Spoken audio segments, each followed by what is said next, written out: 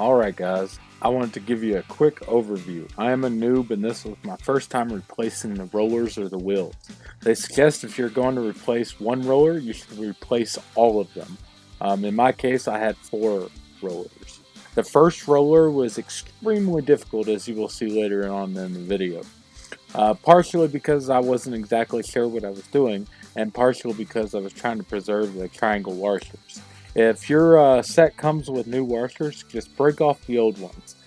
That is what I did on roller 3 and 4, and it will make your life so much easier. The second roller was the easiest. If you can remove the bolt like I could on the second roller, I highly suggest you do so. You will thank me later. Unfortunately, I couldn't on roller 3 and 4, so I had to just break off the triangle washers. As a heads up, it will take some muscle to pull on the guard to remove the rollers. The third roller that I did actually took quite a bit more muscle than any of the other ones. This whole project took me about 4 hours, but if I was going to do it again and know what I know now, I think it would only take me about 30 minutes. The space I had available to work on the dryer was extremely tight, so parts of my video are not the best quality. So I apologize for that now. Enjoy the video, don't forget to like and subscribe. Okay, what we have here is a Kenmore HE4. And the issue is our dryer drum is stuck. It's a little dark in there, but you can't move it. It is firm. So what we're gonna do is we're gonna pop it open and replace the wheels. So here's the wheels. I ordered a pack of 4 from Amazon. I'll put that link in the comments. My dryer is actually on a pedestal. If yours is not, then this is going to be a little bit harder, but not much more. So we're going to pull out the pedestal, and then there's 2 screws, one right here and one on the complete opposite side. So we're going to take those out, pop this guy off, and we'll get to the wheels.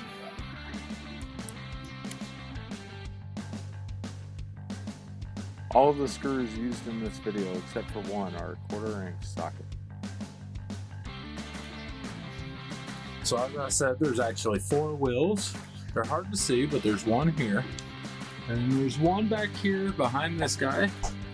And then they're straight across. See if I can get the camera to view it. Yeah, right there. And there's one on the other side up high. And it's a little hard to see from this point of view. So what we're gonna do is there's a little, there we go. There's a little plastic piece in front of it. We're gonna pop that off with the screwdriver. Then we're gonna pull off the wheel, and then we're gonna take off the back one and do the same thing in reverse. Make sure it's all cleaned out. The wheel is actually behind this guy, and we may have to take him off to get to the other one.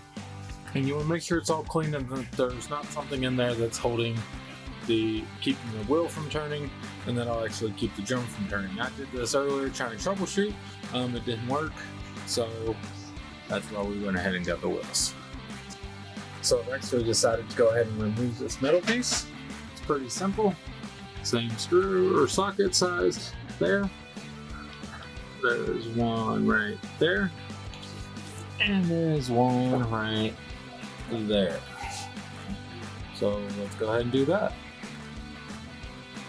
You will have to remove the link trap, but I suggest doing that after removing all 3 screws.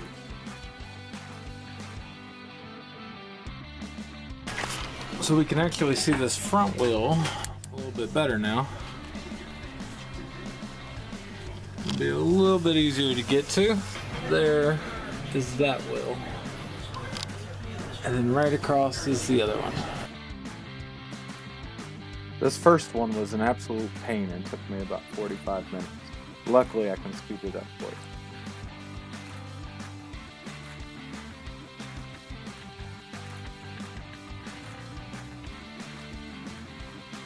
So there's The one triangle piece, there's a groove closer to me that it goes on. The other one goes in the front in that groove. And of course the wheel goes in the middle.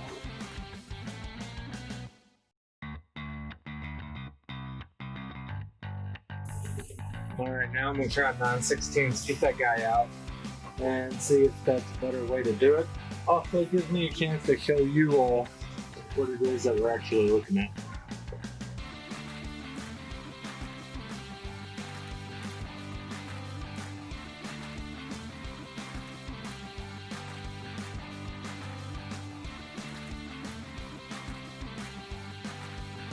Okay, so I pulled that guy out, and that was pretty easy to pull that out, so it's probably a good way to do it. So as you can see, there's a little ring there, a little triangle ring in the front, and then there's a washer on the back.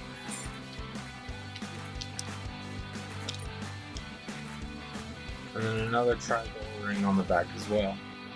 So what we're going to do is we're just going to pop off that triangle ring and that triangle ring, and then replace it and put it all back together.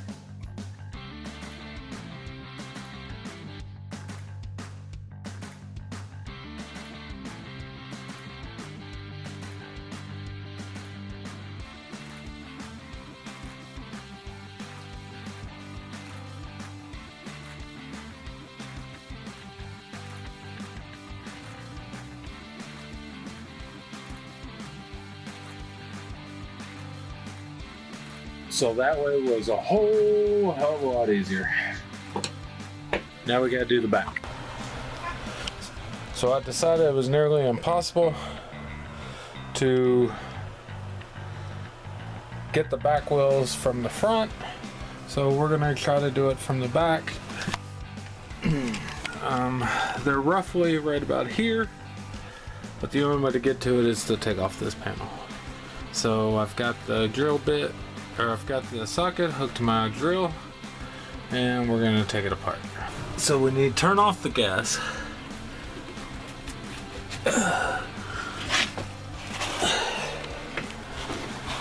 And then we're gonna unscrew it there. And then we're gonna take off all these screws down the panel.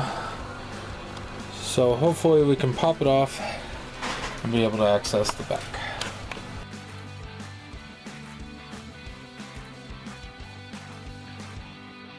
I'm in a really tight hole, so recording is difficult. So that screw is actually a 5/16. And there were several screws up here, and I had to take off the top two. After removing all the screws, I kind of popped off the panel, and then I removed the power cord from the hole of the back panel. And then I rotated the back panel, pivoting on the gas line. Alright, so now we have access to the first one. And this is not the one that was actually wobbly. It's the other one, and I'm saving for last. But we're going to do this one, and then we'll move on to the rest. So I messed with the bolt for about 10 minutes. So this one actually is turning, and there's no way to grab it to keep it from turning. I'm trying to loosen it, so I'm going to have to do it the way I did it the first one. Breaking the triangle washer made it a lot easier. In order to pull out the wheel, I had to remove the screw on the right in order to drop the drum so I could pull and wiggle out the wheel.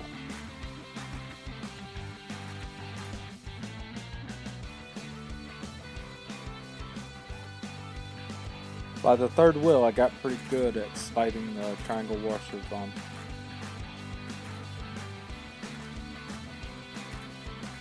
The rod on the fourth wheel rotated as well, so I had to use a pair of needle nose pliers to break the triangle washer once again.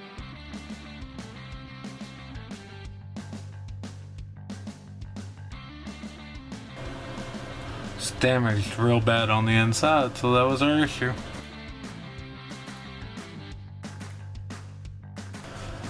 Alright, so the last one's installed, so the only thing left to do is put it all back together. I'm gonna put it back together and do a load of laundry. Thanks for watching.